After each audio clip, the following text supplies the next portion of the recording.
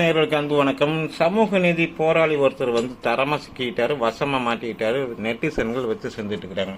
வேற யாரும் இல்ல, நீட் தேர்வுல இருந்து மனு தர்மம் வரைக்கும் நீட்டி முளைக்கு பேசுவார். விடுதலை சிறுத்தைகள் கட்சியுடைய மனு தர்மம் ஸ்பெஷலிஸ்ட் விக்ரமன் அவர் தான். அவர் பொம்பளை வேஷம் போட்டுக்கிட்டு ஒரு குடியிருப்புடைய மாடியில் தூங்கிட்டு இருந்த ஒரு இளைஞரை வம்பு இழுத்துக்கிறார். என்ன வம்பு இழுத்துக்கிறாருன்னு கேட்டால், பாலியல் ரீதியாக அவர் அந்த வாலிபரை இவர் போய் தொந்தரவு பண்ணிக்கிறாரு நள்ளிரவில். அதுவும் எப்படின்னா, பொம்பளை வேஷம் போட்டு. ஏன் பொம்பளை வேஷம் போட்டார்? இவர் வேற ஒன்றும் இல்லைங்க, வானவில் குரூப்பை சேர்ந்தவராக இருப்பார்னு நினைக்கிறேன். வானவில் குரூப்னா உங்களுக்கு தெரியாதா? அதாங்க, ஊரோரம் புளிய மரம், அந்த குரூப்பு.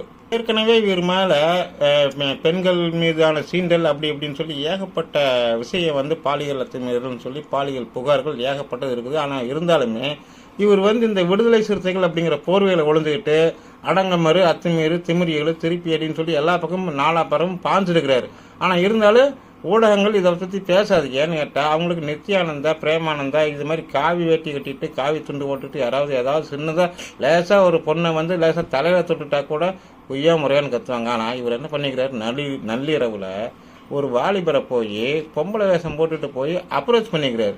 இது அந்த அப்பார்ட்மெண்ட்டில் ஒரு நாள் 2 நாளில் பல நாள் நடந்திருக்குது. யார் இவங்க, எப்படியாவது இந்த ஆளை பிடிக்கணும்னு சொல்லி அங்கே நிறைய பேர் பேசி வச்சு திட்டம் போட்டு கரெக்டாக ஒரு நள்ளிரவில் இப்படி வர்றப்ப கேட்ச் பண்ணிட்டாங்க. கேட்ச் பண்ணிட்டு பார்த்தா, சிசிடிவியில் இருக்கிற அந்த ஃபுட்டேஜை பார்த்தா, மொபைலில் எடுத்த ஃபுட்டேஜை பார்த்தா, பொம்பளை வேஷத்தில் இருக்கிறது யாரான்னு பார்த்தா, அந்த பிக் பாஸ் பிரபலமா அவனா நீ அப்படின்னு சொல்லி ஷாக் ஆகிட்டாங்க. ஆனால் இப்போவுமே பாருங்கள், இன்றைக்கும் சரி நாளைக்கும் சரி இதை பற்றி எந்த ஒரு ஊடகமும் பேசாது. ஏன்னு கேட்டால், அவர் விசிக குரூப்பு, அடங்கமறு குரூப்பு, அத்துமீறு குரூப்பு, அடுத்தவங்களையே ஆட்டை போட்ட குரூப்பு.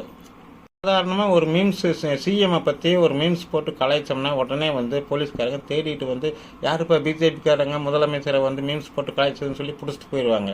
இந்த பிக் பாஸ் பிரபலம் விசிக விக்ரமனுடைய விஷயம் ஊடகங்கள், எல்லா ஊடகங்கள்லையும் ஸ்டோரியாக பெரிய நியூஸாக பிரேக்கிங் நியூஸாக பேசப்பட்டும் கூட போலீஸ் கை கட்டிட்டு வேடிக்கை பார்க்க. ஏன்னு கேட்டால், அதுதான் திராவிட மாடல்.